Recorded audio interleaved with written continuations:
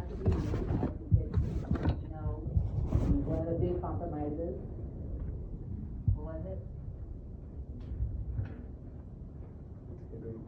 Very good, yes, the Great Compromise, those like the big ones, right? And that was on, what two plans?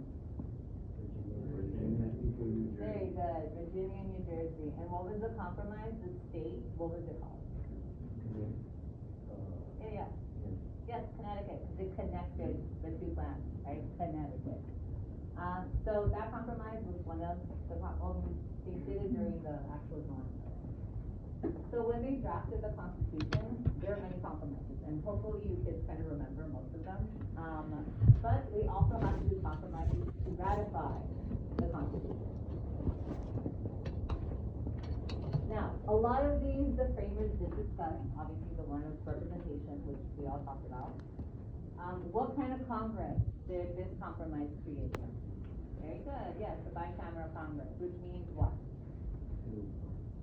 Yes, two houses. What are the two houses in our Congress? Very good, yes, the Senate and the House of Reps. Thank you, Brian, for answering all the questions. You know, all of you kids should also know the answers, but I'm sure that you did. So, they could not be fully addressed in the convention because they did need the input of other people, surprisingly.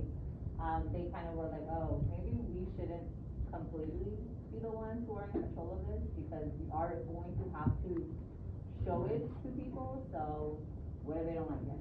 So there were some things that they kind of had to kind of leave off, yeah. The framers? Where? Oh, yes, the framers. What does that mean? The framers of the Constitution. That was farmers. No, they were not farmers. Remember? Not farmers. They were like, they were like the opposite of farmers. The framers of the Constitution, put together. The framers of the new government, whatever. The founding fathers, I don't like calling them that, but.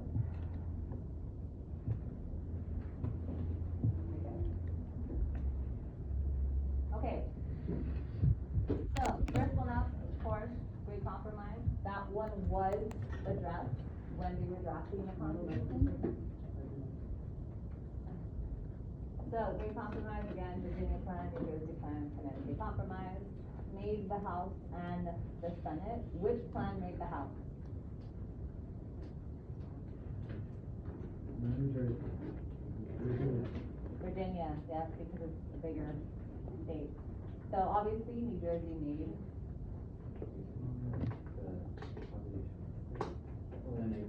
the Senate, yes, the Senate. Okay, so the other one that we unfortunately got was the 3/5 compromise. Now, why would they do this compromise? Why would they put this horrific thing in a constitution that states that all men are created equal and that we all have natural rights, blah, blah, blah? Why would they put this in there? What do they need?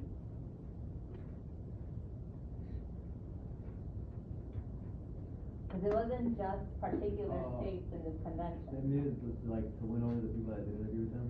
Yes, they needed to win over what states? The states in the what? The southern states, right? They needed to win over the southern states. And unfortunately, the southern states, most of their population was slaves. A lot of their population was slaves. There were a very small minority of white people. There were a lot, unfortunately, of people who were enslaved. So, they were like, well, what about us? What about our representation? We have way more people than you do. And the North was like, no, you freaking don't. They literally can't vote. What the hell are you talking about? They're like, well, we're not signing this thing then, because I'm not being represented fairly here. So, this is a compromise, right? So, they had people who were enslaved be considered 3/5 of a person, which is horrific, obviously. And the fact that this is in the Constitution is disgusting. But this is the reality of that time period, right? Like, the founding fathers were not perfect. Most of them owned slaves. The only person who did not own slaves Was who? No, Madison owned slaves. Jefferson? George Washington. Jefferson? Hell no, Oh, he yeah, owned no, hella I think so. slaves. Abe Lincoln. Well, Abe Lincoln was not a. George Washington. George Washington had a lot of slaves. Very good, yes, John Adams. Oh, yeah. John Adams was the only one of the founding fathers who did not own slaves. Everyone else did, okay, because a lot of other people owned a lot of land. John Adams was a very humble lawyer, and so he didn't really have a lot of property, and also he didn't like the idea of slavery. So, he's the only one. In other words, he was just poor. Yeah. So that's all I'm hearing. Yeah. But again, even if he did have the capability, like the money, he wouldn't have done that. We can see that from like what he said about slavery and the institution of slavery. He was very not happy about this compromise. But they needed, I guess in a way, they needed to make the deal with the devil here, right? Because they were facing a lot. This new government was just not working out for them, and if they didn't fix it, they were just gonna go under. So they're like, okay, we know that slavery sucks, we know that it's bad, but we cannot address it right now. So they did what you kids do. They procrastinated, okay? They kind of kicked it down, and they're like, okay, it's not gonna be our problem, so. That's a problem for future them. I don't have to worry about this right now, right? So the southern states were like, okay, if this happens, then you got our vote. We'll sign this specific, which is why they have it. And then on top of that, they did the slave trade clause, which is in Article 1, Section 9, which essentially means that Congress cannot pass any laws, cannot make any amendments that restrict the slave trade until 1808. So what year is this? 17. Yeah. So what, 20 almost years? 30 years from then? They're like, okay, we're gonna wait that long, and then maybe, hopefully by then, we'll have it figured out. Hopefully. Did they have it figured out? Absolutely not, okay? That's the reason why we had what? What war?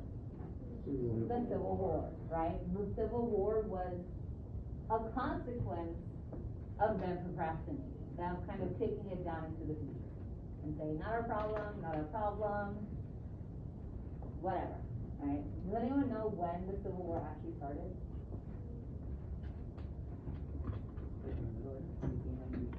Yeah, it was 1860, right? And it lasted for like approximately 4.5 years. So, even after this, when they could change it, people were not changing it. And a lot of people in the North were like, hello, we need to stop this. We can stop it now, so we need to stop it. And then that's when the whole Civil War started. Did you know that they had picnics outside the first battle in the Civil War? Really? They were like, ooh, this is gonna be like a fun little thing, you know? It's gonna be so cute. And people with their families, because the first battle was like in this little valley, they like people on the north were on this side, people on the south were on that side, and they're like, oh my god, hi, hey man, like how you doing? And I'm fine, whatever. They all sat down with their stupid little picnics to see the war start. Because they thought it was gonna be something very fast. And then it got real brutal and real bloody, real freaking fast. And it started to spread out into where the people were having their picnics, until some of them actually got killed in the middle of it. And it got so disgusting, like the ground was just steeped with blood and guts, and we're like, oh, we can't eat this, we can't see that, and like eat. And so they had to like run away, and then it lasted for 4 freaking years.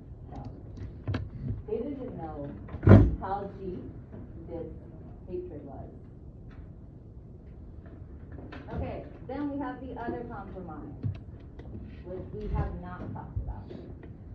This one was the Massachusetts Compromise, and this one was the one that was kind of made after the Constitution was signed and presented to the people. And this is the one where people were saying, okay, this sucks, we hate it. The Anti-Federalists were big, big proponents of this particular compromise. They're like, if you do not have this compromise, we're making sure that these states don't sign it. So either get it or it's gone.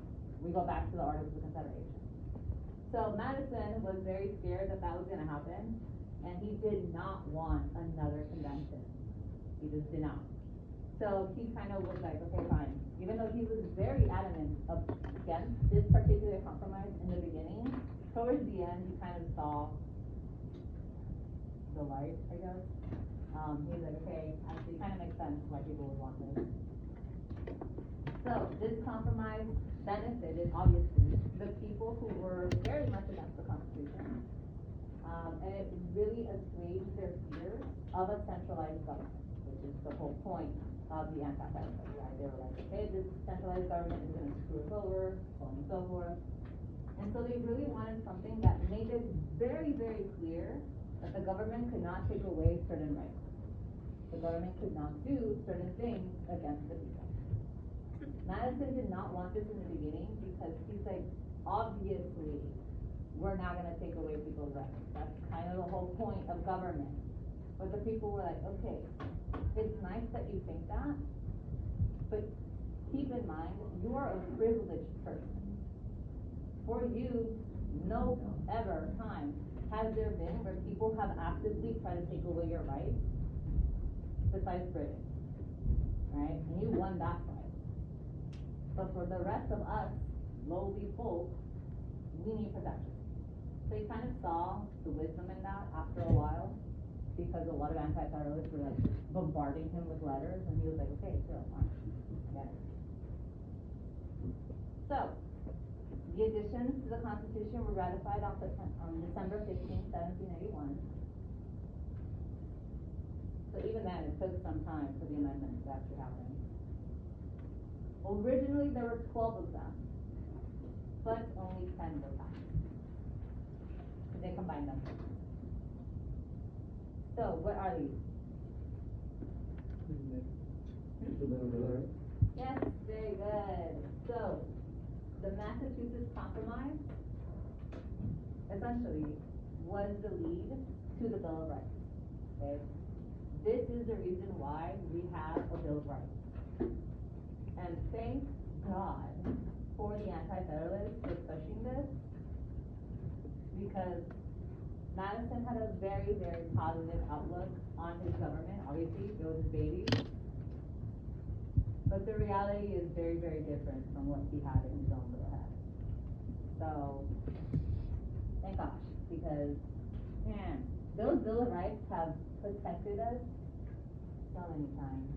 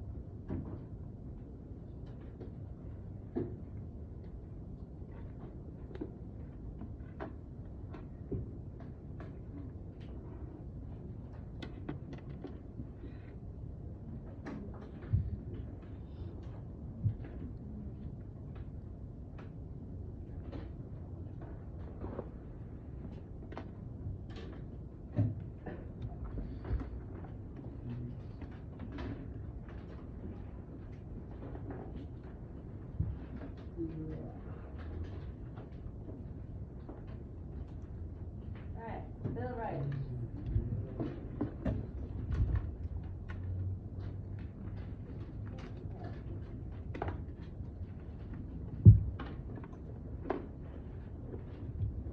Okay, so Bill of Rights are not a new thing, right? Madison and the framers did not invent this.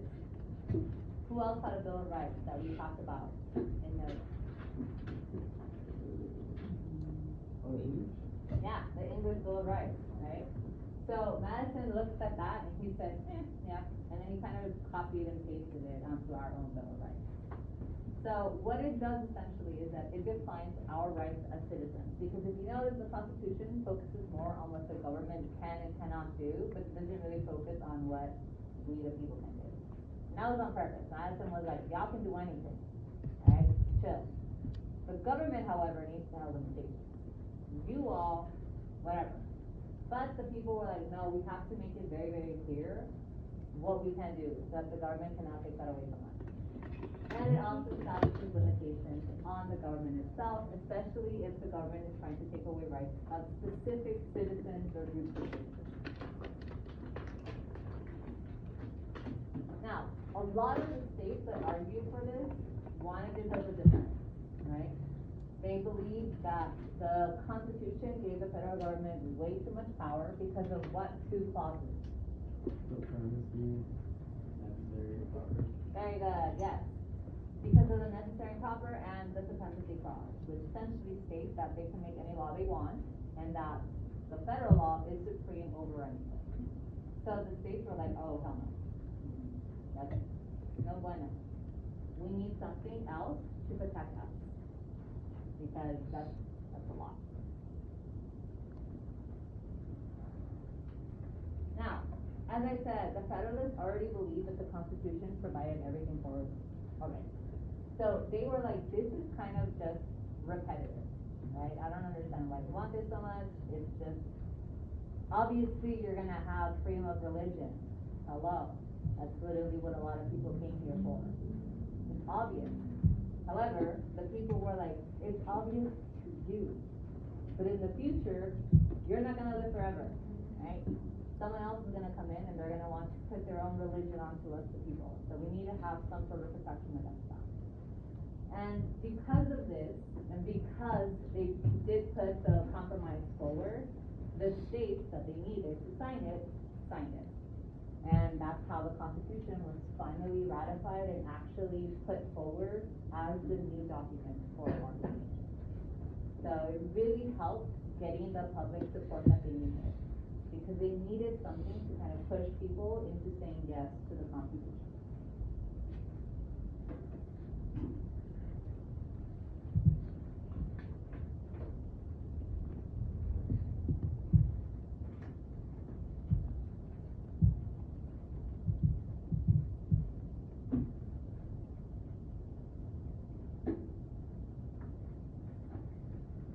Freedom of religion is First Amendment.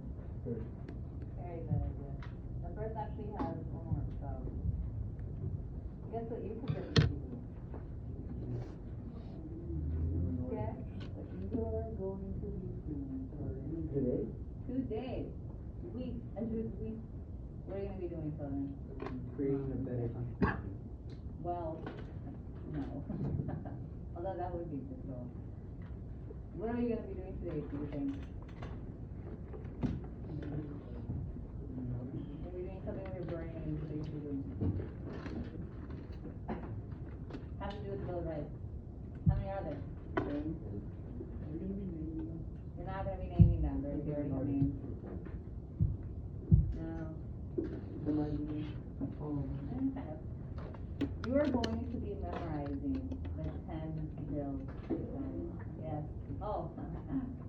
Okay, first, how many amendments do we have in general, like in total? Very good, yes, 27 amendments. You are going to be memorizing every single one of them. But we're starting off pretty small. We're only going to be doing the first 10 lists, because those were the ones that were, tacked on to the Constitution.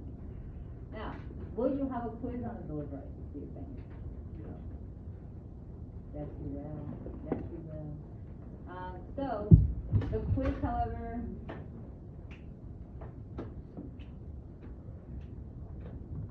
next week. Next week, actually, exactly next week on Monday. We don't have a freaking holiday, do we? Do we? Don't scare me. Stupid holidays.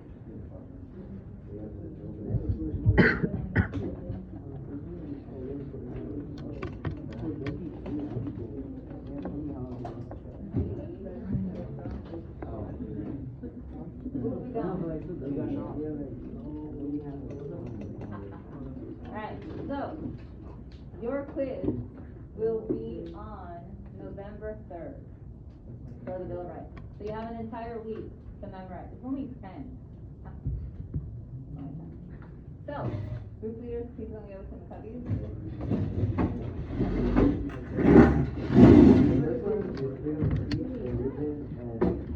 Wait, like, word for word? Pretty much, yeah. You don't have to know the exact language, but just like know what it's There's more, actually.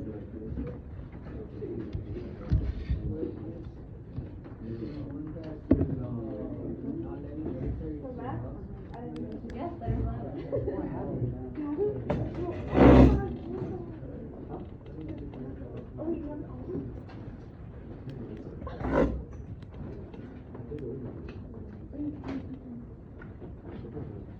Alright, as soon as you get it, name day period.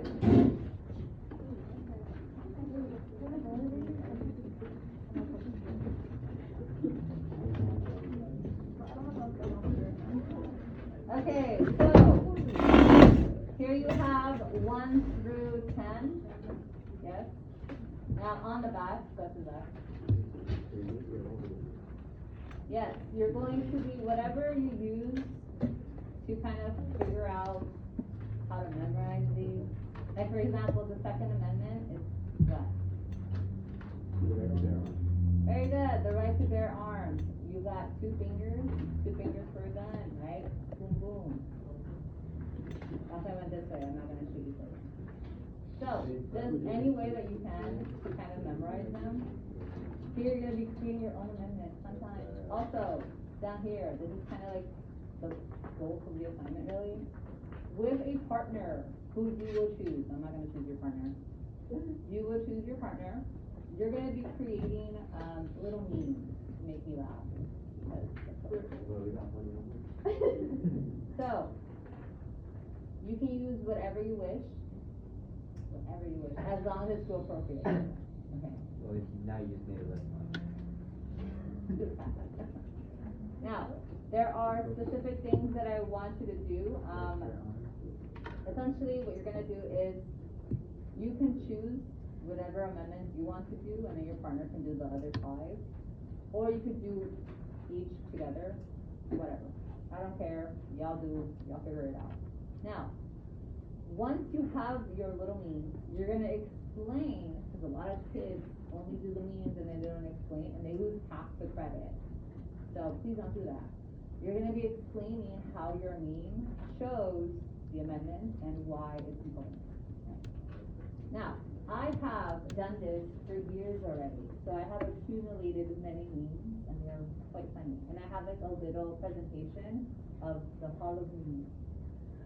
And if you are so lucky, I might just put your meme in there. The only way you get into that Hall of Fame, however, is if you make me laugh. I don't mean like, although I will accept, obviously, a little kind of thing. So, I kind of been very curious